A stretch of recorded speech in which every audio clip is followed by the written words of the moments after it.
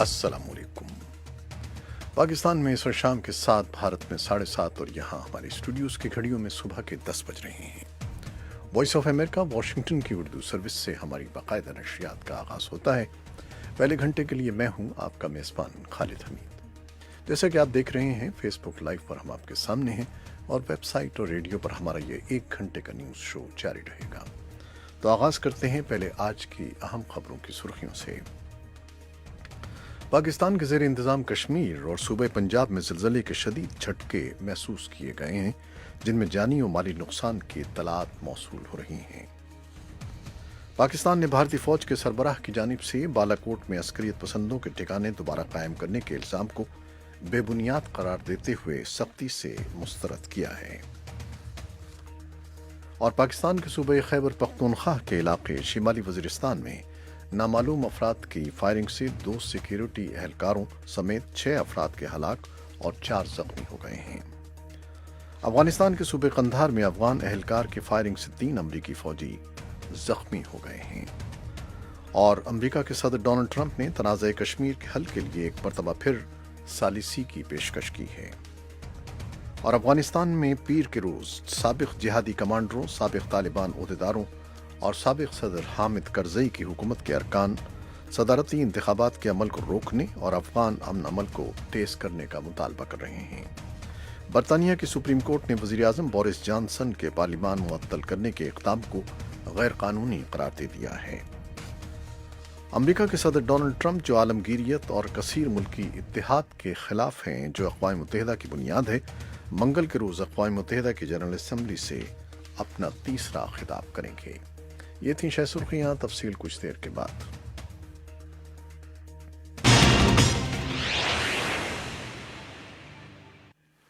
पाकिस्तान के ज़ेर इंतज़ाम कश्मीर और सूबे पंजाब में ज़लज़ले के शदीद झटके महसूस किए गए हैं, जिनमें जानी और माली नुकसान की इत्तलात भी मौसूल हो रही हैं। अमरीकी अर्जियाती सर्वे के मुताबिक ज़लज़ले की शिद्दत 5.8 थी और इसका मरकज़ पाकिस्तान के ज़ेर इंतज़ाम कश्मीर के शहर मीरपुर के करीब था। पाकिस्तान के ज़लज़ला पैमा मरकज़ के मुताबिक ज़लज़ले की गहराई 10 किलोमीटर थी। पाकिस्तान मेट्रोलॉजिकल डिपार्टमेंट के मुताबिक ज़लज़ले का मरकज़ सूबे पंजाब के शहर जेहलम से 5 किलोमीटर शिमाल में था, जहां ज़लज़ले की गहराई 10 किलोमीटर रिकॉर्ड की गई है। याद रहे कि पाकिस्तान के शिमाली इलाकों में सन 2005 में आने वाले 7.6 शिद्दत के ज़लज़ले के नतीजे में 80,000 से ज़ायद अफराद हलाक हो गए थे। मंगल को आने वाला ज़लज़ला दारुल हुकूमत इस्लामाबाद, रावलपिंडी, फैसलाबाद, गुजरांवाला, सरगोदा, मियांवाली समेत दीगर शहरों में भी महसूस किया गया है। इस बारे में हम तफसीली रिपोर्ट मालूम करेंगे अपने मुजफ्फराबाद में नुमाइंदों से, लेकिन कुछ देर के बाद। वज़ीर आज़म इमरान खान ने ज़लज़ले के नतीजे में होने वाले नुकसानात पर गहरी तशवीश का इजहार किया है और मुतल्लिका महकमों को हर किस्म की मुआवनत फराहम करने की हिदायत की है।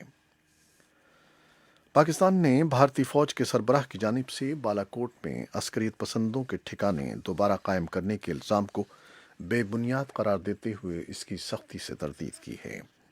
भारत की बड़ी फ़ौज के सरबराह जनरल बिपिन रावत ने पीर को पाकिस्तान पर इल्ज़ाम लगाया था कि पाकिस्तान ने बालाकोट में दहशतगर्दों के कैंप दोबारा कायम कर दिए हैं, जहां मौजूद 500 से ज़ायद शिद्दत पसंद भारत के ज़ेर इंतज़ाम कश्मीर में दरअंदाजी के लिए तैयार हैं।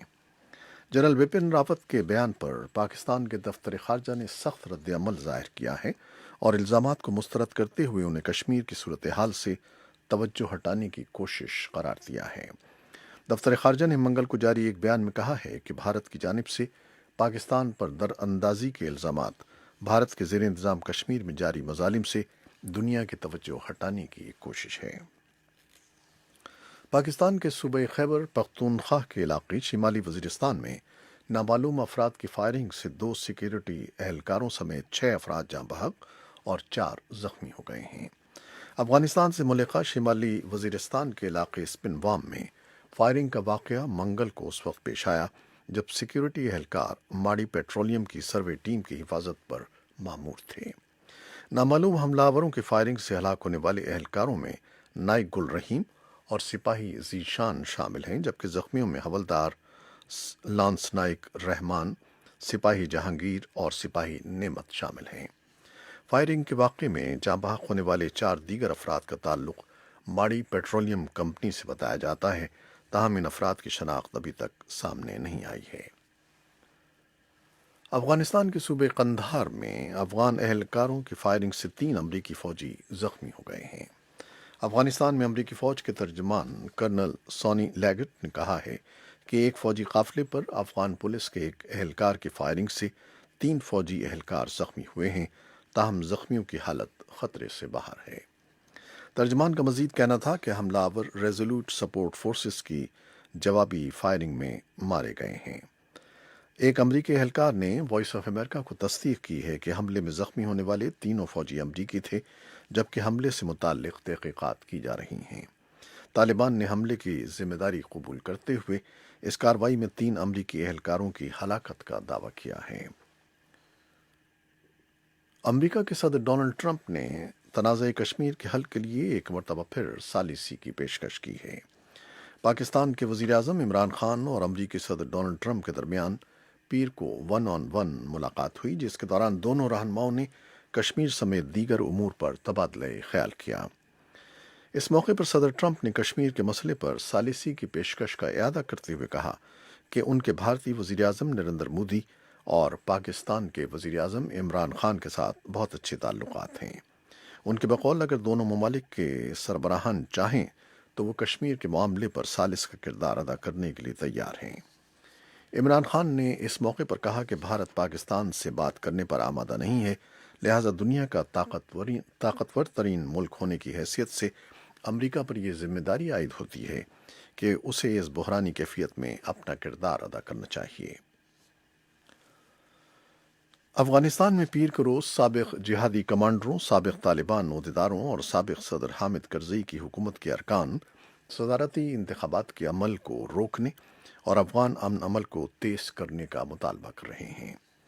ادھر 28 ستمبر کو ہونے والے صدارتی انتخابات میں 4 دن رہ گئے ہیں، لیکن سینکڑوں صحافیوں اور سماجی کارکنوں کو ان انتخابات کا مشاہدہ کرنے کے لیے ابھی تک شناختی کارڈ جاری نہیں کیے گئے ہیں۔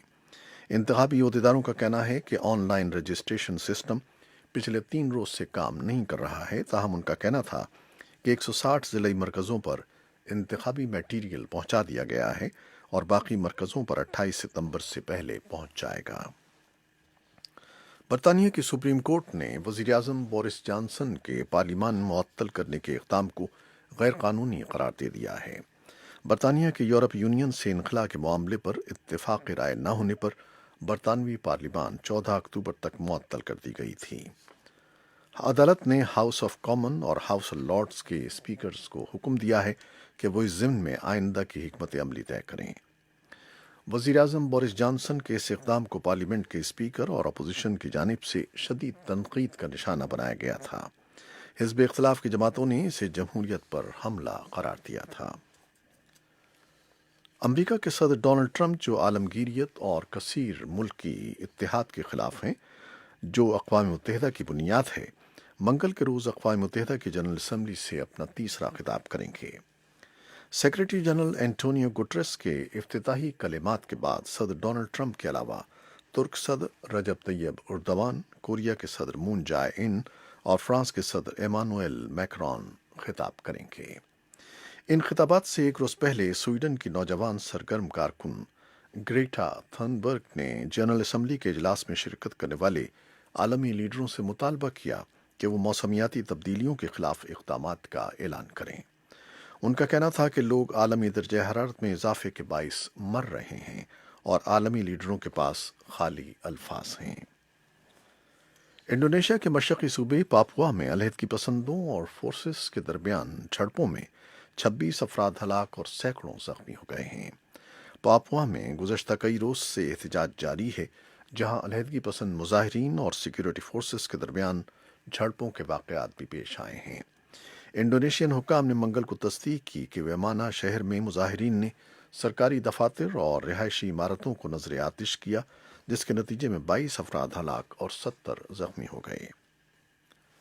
فرانس کے صدر ایمانوئل میکرون نے کہا ہے کہ امریکہ اور ایران کے درمیان جاری کشیدگی کے خاتمے کے لیے تہران کو اقدامات کرنا ہوں گے۔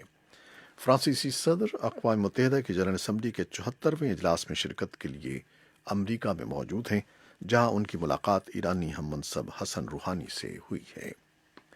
اور ارجنٹائن کے نامور fit bowler Lionel Messi FIFA کا پلیئر آف دی ایوارڈ اپنے نام کرنے میں کامیاب ہو گئے ہیں۔ یہ پہلا موقع ہے کہ میسی کو فیفا کے پلیئر آف دی ایوارڈ سے نوازا گیا ہے۔ اس سے قبل ان کے حریف سمجھے جانے والے star footballer Cristiano Ronaldo سن 2016 اور سن 2017 میں یہ اعزاز حاصل کر چکے ہیں۔ یہ تھیں وہ خبریں جو فیس بک لائیو پر ہم نے آپ کے لیے پیش کی۔ ویب سائٹ اور ریڈیو پر ہمارا یہ 1 گھنٹے کا نیوز شو جاری رہے گا، ہمارے ساتھ رہیے گا۔ کیمرامین فواد الیاس کے ساتھ فیس بک لائیو سے اجازت چاہتے ہیں۔ اللہ حافظ۔